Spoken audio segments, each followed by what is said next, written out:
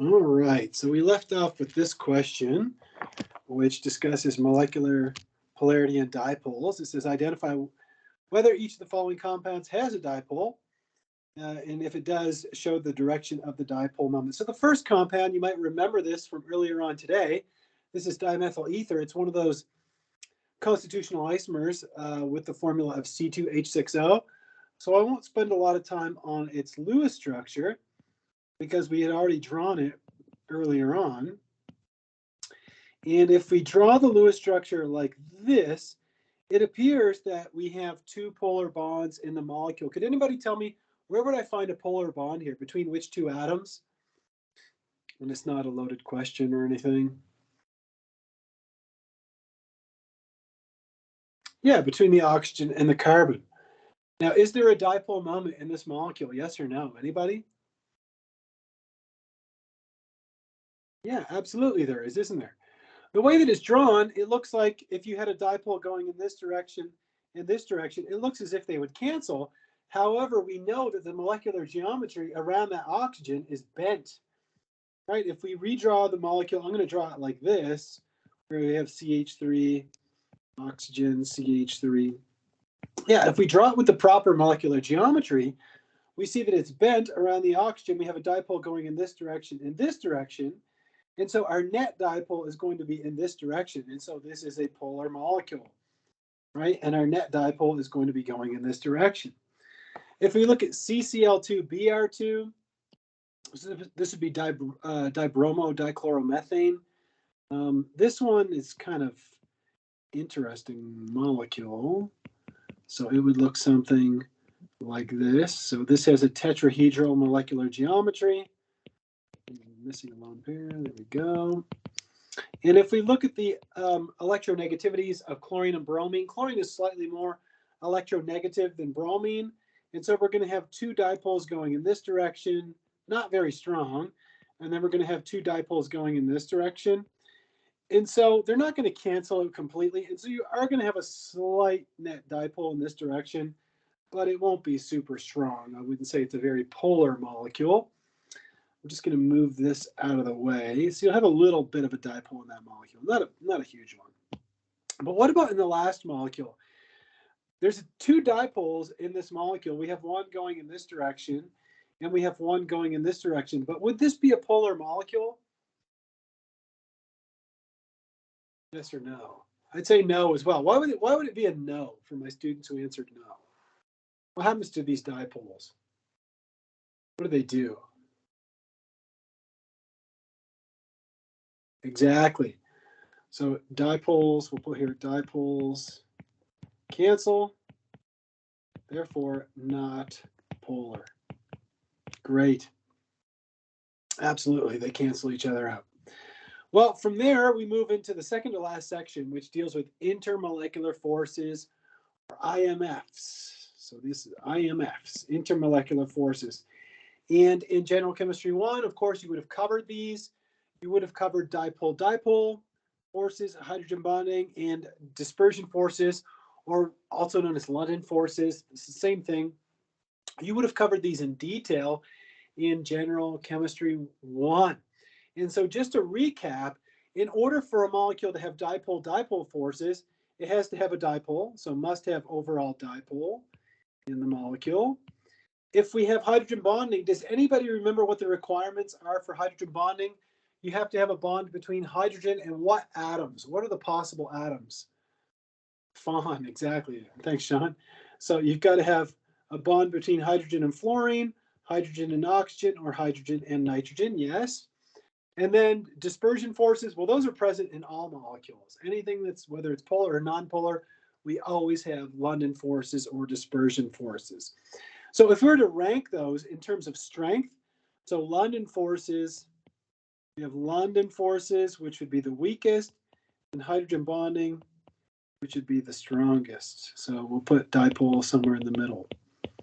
So again, London are the weakest, and then hydrogen bonding would be the strongest. All right, and dipoles are somewhere in the middle. So let's start with dipole-dipole forces. Excuse me.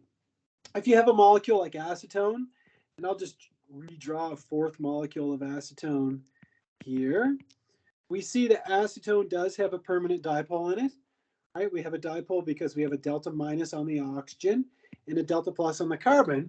And so what's going to happen is the molecules are going to align themselves so all the delta minuses and the delta pluses are next to each other and they can attract each other. So you have a permanent dipole in each one of these molecules. So to rehash, it says here the dipole-dipole attractions between acetone molecules will also increase the melting point and boiling point of a compound with a dipole-dipole force compared to something that doesn't have a dipole-dipole force like isobutylene. Now, if you're like, well, what the hell is isobutylene? Well, let's take a look. If you compare these two molecules, here's our acetone and here's isobutylene. They look kind of similar to the naked eye. However, they are not the same. You see the acetone does have a dipole in it, whereas isobutylene has no dipole in it. Now, how can we see that manifest in its physical properties? Well, if we look at just their boiling points, for example, acetone has a boiling point of around 56 degrees because it's got that dipole, whereas the boiling point of isobutylene is below zero. It's a very low boiling point. It's a gas at room temperature, whereas acetone is a liquid at room temperature. Again, the rationale is that in isobutylene, it only has London forces. There are no dipole-dipole forces, and therefore it's going to have a much lower boiling point, much lower melting point, etc. So let's move on to hydrogen bonding. And hydrogen bonding, like my students said, is the bonding of a hydrogen atom with one of these three atoms, either fluorine, oxygen, or nitrogen. You've got to have a bond between hydrogen and fluorine, hydrogen and nitrogen, or hydrogen and oxygen in order to have hydrogen bonding.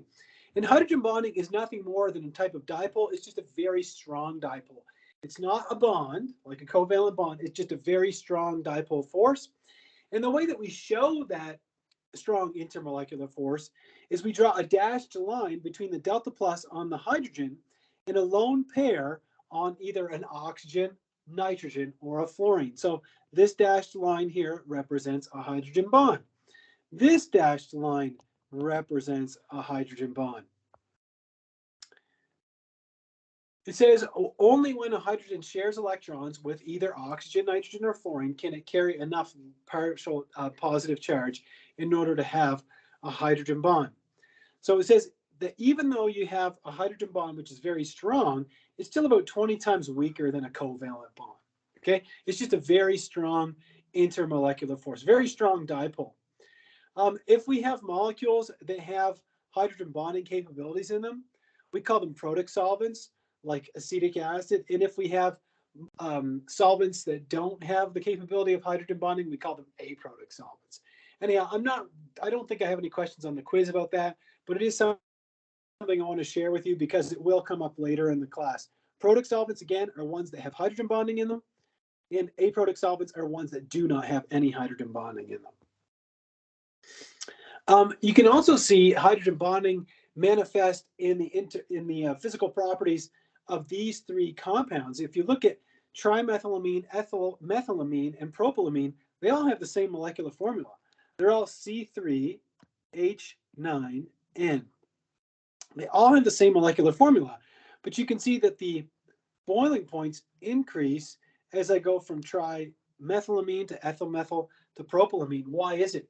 It's because trimethylamine has a dipole and London forces, but it has no hydrogen bonding, whereas ethylmethylamine and propylamine, you can see that they have hydrogen bonding and dipole forces. Come on, hydrogen bonding and dipole forces and London forces. But we see that as we go from one capability of hydrogen bonding to two, that the more hydrogen bonds you have, the higher the boiling point becomes. If you're wondering, is hydrogen bonding what holds the double helix together in DNA and RNA, or is that what holds the alpha helix together in proteins? Absolutely. And I'm sure that many of you have studied biology and have seen the double helix in DNA. So this would be DNA and RNA shown here. And then this would be an alpha helix that you would find in proteins. And I'm sure that somebody here has studied alpha helices and beta pleated sheets and all that kind of stuff. All right, the last one, the weakest of the intermolecular forces, is the London dispersion force. And where does that come from? The London dispersion force comes from the fact that electrons can move around a molecule. And since they're moving quickly, there is this probability that they could move to all of the electrons that are moving could move to one side of a molecule at one time. That would create an instantaneous or a temporary dipole. So if you take a look at this molecule here, this is a pentane molecule. It is a totally nonpolar molecule. However, let's say all of the electrons kind of bunched up on one side at one moment in time, right? One moment in time, temporary, fleeting, okay? So if they do that, what's going to happen is they're going to repel all of the electrons in the neighboring nonpolar molecule, which is going to create a partial positive portion in the other molecule. And then we get a force of attraction between those two molecules, which is going to be weak. Why? Because it's fleeting, it's quick, it's rapid, it's temporary. And so London dispersion forces are weak intermolecular forces that can exist between nonpolar molecules. They do exist between polar molecules as well, but they are the primary intermolecular force between nonpolar molecules. So again, London dispersion forces, the weakest of all the intermolecular forces. However, if we have enough of them, they can add up to be significant. And I'll talk more about that with you during tomorrow's lecture. And you can read the little section in the book about the gecko and how it uses London forces to enable it to climb up a wall and across the ceiling and things like that. So what we see with hydrocarbons, which are molecules that possess only hydrogen and carbon, as the chain length increases, the boiling points increase. You can see that as we go from butane to pentane to hexane, we go from 0 to 36 to 69 degrees Celsius. Why is that? It's that as the chain length increases, you have more surface area being in contact with one another, and therefore you have increased London forces. So the more London forces you have, they do become additive, and therefore the boiling points increase. Also, if we have more branching, so if you look at these three molecules, they all have the same molecular formula. They're all C5H12.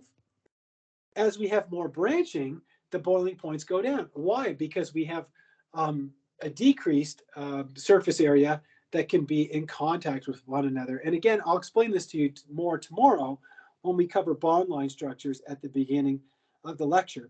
And so what we'll do during tomorrow morning's lecture is the first thing I'm going to cover with you will be bond line structures. That's covered in section, let me just double check here. It's section 1.6. So for tomorrow morning, make sure you read section 1.6 in your textbook, which covers bond line structures, and I'll go over that with you in detail. Then we're going to try this problem, and then we'll cover solubility, and that will finish chapter 1. And then we'll be able to move on to chapter 2 pretty quickly tomorrow morning. All right, so that's going to end the lecture for today.